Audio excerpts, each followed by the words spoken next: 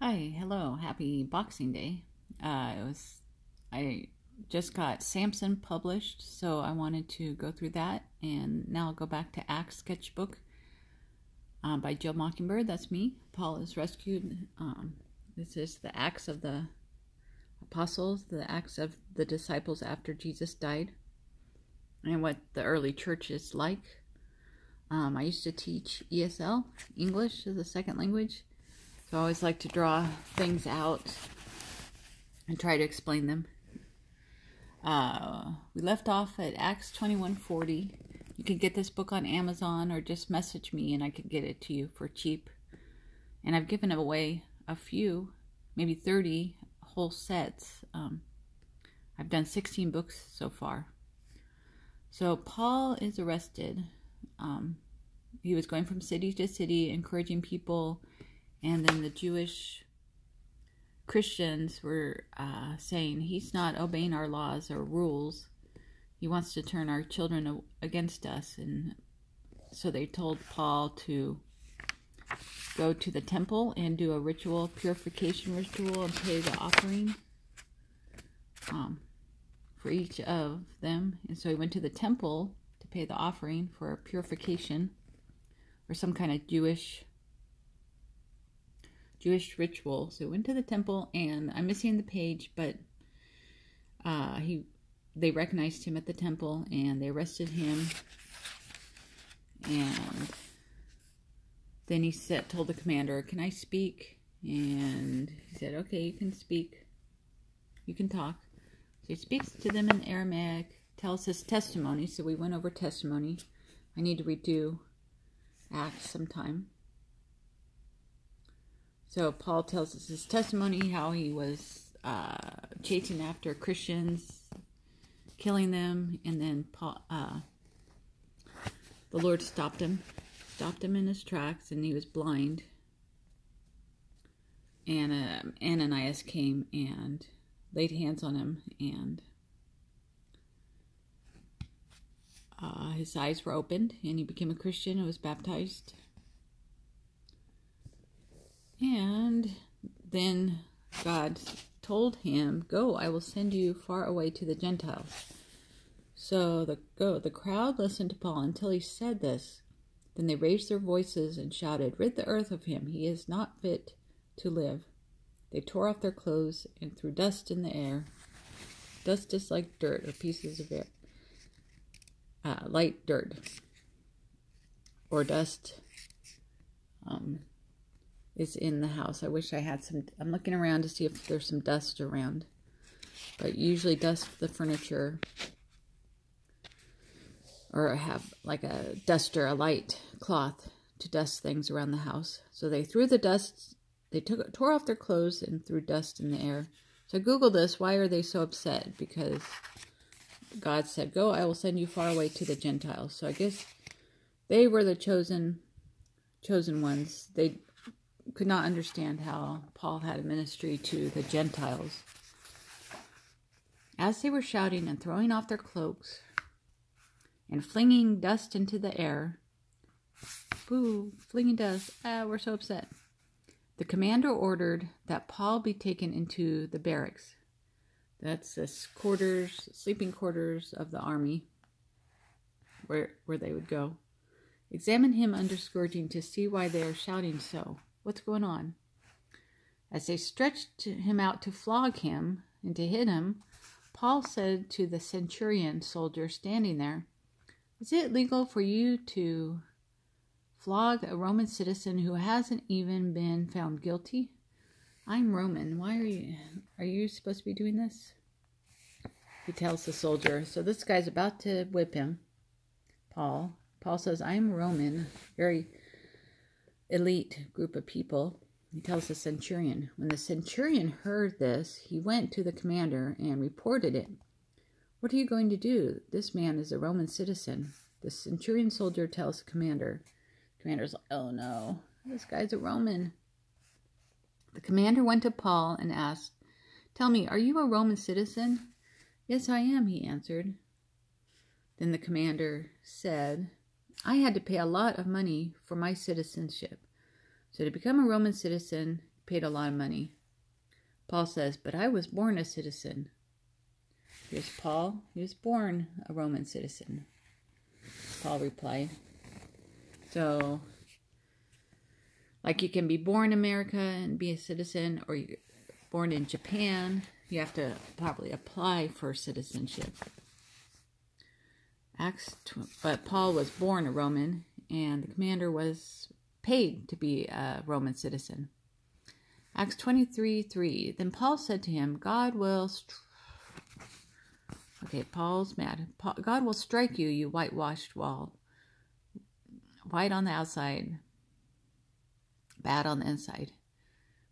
You sit there to judge me according to the law, yet you yourselves violate the law by commanding that I be struck. So Paul says, God will strike you. God will strike you, you whitewashed walls. Well, you sit there to judge me according to the law, yet you yourself violate the law by commanding that I be struck. The command to strike Paul is a violation. Those who were standing near Paul said, how dare you insult God's high priest? How dare you do that? Don't talk to him like that. So that's a commander or a priest? I'm not sure. Maybe a commander and a priest. Paul replied, brothers, I did not realize that he was the high priest. For it is written, do not speak evil about the ruler of your people. So I'm sorry that I spoke evil about the ruler, that I got upset.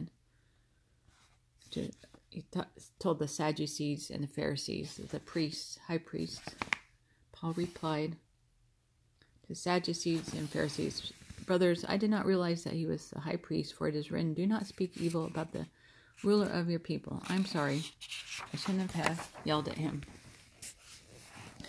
Then Paul, knowing that some of them were Sadducees and others Pharisees, called out in the Sanhedrin, like a courtroom, called out, or council, a meeting. Here were Pharisees and Sadducees in the Sanhedrin. Paul called out, my brethren, okay, my battery's about to die. I'm hoping to get through this. My brothers, I am a Pharisee, descended from Pharisees. I stand on trial because of the hope of the resurrection of the dead. Acts 23:6. When he said this, a dispute broke out between the Pharisees and Sadducees, and the assembly was divided. There was a great uproar, and some of the teachers of the law, who were Pharisees, stood up and argued vigorously. We find nothing wrong with this man, they said. What if a spirit or an angel has spoken to him? So the Sadducees and the Pharisees are split. Paul says, I am a Sadducee. And there was a big uproar. Rah! I think of a roar of a lion. Blah! The Pharisees and Sadducees split. What if a spirit or an angel has spoken to him? What if has done no wrong? Maybe a ghost or a spirit or an angel has spoken to him. The dispute became so violent that the commander was afraid Paul would be torn to pieces by them. Okay, Paul is in danger. The Pharisees and the Sadducees are so upset they might tear him to pieces. He ordered the troops to go down and take him away from them by force and bring them into the barracks. So the commander orders him, go get him and take him to the barracks. Keep him safe. Okay, I need Paul. Take him to the barracks. He's going through all these trials and legalities. The following night, the Lord stood near Paul. Be of good cheer, Paul, for as you have testified for me in Jerusalem, you must also bear witness at Rome. So God, he was pretty much in jail in the barracks, waiting for trial. Everybody wants to attack him, and God tells him, be of good cheer, Paul, for as you have testified for me in Jerusalem, so you must also bear witness at Rome. So he is put in front of people who really want to harm him, and Paul is a real sufferer for the Lord. So my battery's about to die, but 50 people, Jews, tried to attack him. Let's read a little bit more. The next morning, some Jews found a conspiracy and formed a conspiracy and bound themselves with an oath not to eat or drink until they had killed Paul. So no food, no drink, we must kill Paul.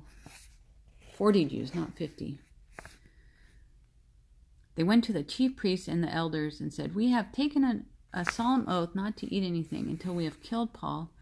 Now then, you, the Sanhedrin, bring him. We are ready to kill him before he gets here." Okay, we're all ready. 40 people. We're bring Paul because we want to kill him. But when the son of Paul's sister, his nephew, I guess, heard of this plot, he went into the barracks and told Paul. Paul's nephew heard about it. "Paul, the Jews want to kill you." Uncle Paul. I should put uncle there. "Uncle Paul, the Jews want to kill you. Centurion, soldier, take this young man to the commander, for he has something to say to you." So he took him to the commander. "Paul, the prisoner, sent for me and asked me to bring this young man to you because he has something to tell you." So here's Paul's nephew. The centurion takes him to the commander. The commander took the young man by his hand. Drew him aside and asked, "What is it you want to tell me?" Sounds very gentle, actually. Okay, I wonder how old Paul's nephew is.